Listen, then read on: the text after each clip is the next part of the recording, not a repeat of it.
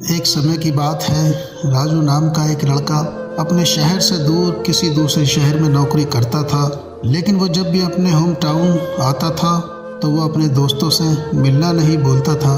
दोस्तों की रियूनियन होती थी और रियूनियन के लिए सभी दोस्त जिस जगह मिलते थे वो था शहर का फेमस लस्सी वाला। गर्मियों की छुट्टी में राजू अपने घर आया हुआ था। उसने अपने दोस्तों को फ़ोन कॉल किया और लस्सी वाले की दुकान पर आने के लिए बोला। राजू और उसके दोस्त सभी लस्सी के दुकान पर पहुंच गए। लस्सी के लिए ऑर्डर किया। गर्मियों के दिन थे, ऊपर कनात लगी हुई थी। सभी बैठकर लस्सी की प्रतीक्षा कर रहे थे। हंसी मजाक चल रही थी। तभी एक बूढ़ी अम्मा राजू के सामने आकर खड़ी हो गई। 75 से 80 साल उनकी उम्र रही होगी।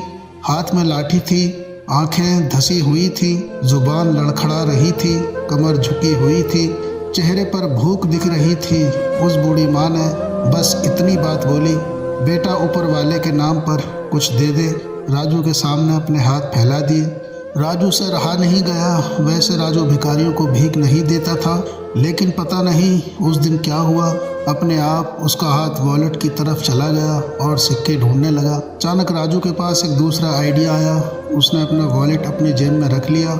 आप सोच रहे होंगे कि शायद उसने पैसा नहीं दिया, लेकिन उसने कहा, दादी जी क्या आप लस्सी पियोगे? जैसे ही उसने दादी जी कहा, उस बूढ़ी अम्मा के चेहरे पर एक छोटी सी मुस्कान आ गई।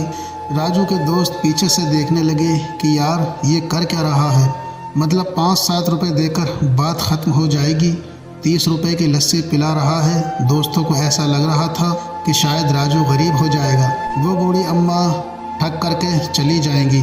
राजू ने फिर से पूछा कि दादी जी क्या आप लस्सी पियोगी? दादी जी ना नुकुर करते हुए धीरे से हाँ भर दी और उनकी हाँ को देखकर राजू को लगा कि ये बहुत दिनों से भूखी हैं। उसने ज़ोर से आवाज़ लगाई कि भैया एक गिलास और लाना। दादी जी दूर जाकर खड़ी हो गई, फिर से वापस लड़के के पास आई और अपनी पोटली से कुछ सिक्के और पैसे निकाली और बोली, ये 5-7 रुपये मेरे पास हैं, जो आप पेमेंट करोगे उसमें ये पैसा मिला देना। लड़के के चेहरे पर सारे भाव उड़ गए, उसकी आंखों में आंसू आ गए। उसने पैसे देने की बात जो कर दी। लड़के ने कहा, माताजी माफ़ कीजिए, आप जाकर के बैठिए, अभी लस्सी आ रही है। लस्सी वाला लड़का आकर सबको गिलास दे दिए, उसको भी गिलास दे दिया। अब वो अम्मा दूर जाकर के नीचे ज़मीन पर बैठ गई। सभी दोस्त कुर्सियों पर बैठे हुए थे। अब वो कुर्सी लड़के को काटने लगी कि मैं यहाँ बैठा हूँ और वो नीचे बैठी हुई हैं। लड़के का मन ही मन ऐसा कर रहा था कि उसको बुलाऊं, अपने पास बगल में कुर्सी पर बैठा दूं, लेकिन फिर लग रहा था कि लोग सोचेंगे अजीब आदमी है, भीख मांगने वाली महिला को यहाँ बिठा रहा है। अचानक राजू को दूसरा ख्याल आया। वह अपनी कुर्सी से उठा और उनके पास जाकर के नीचे ज़मीन पर बैठ गया। दोस्त देख रहे थे कि वो क्या हरकत कर रहा है। तभी वो लस्सी वाले ने दूर से आवाज़ लगाई, भैया इधर आइए, 2 कुर्सी आपके लिए भिजवा रहा हूँ। नौकर 2 कुर्सी लेकर आया, दादी जी और उस लड़के को बिठाया।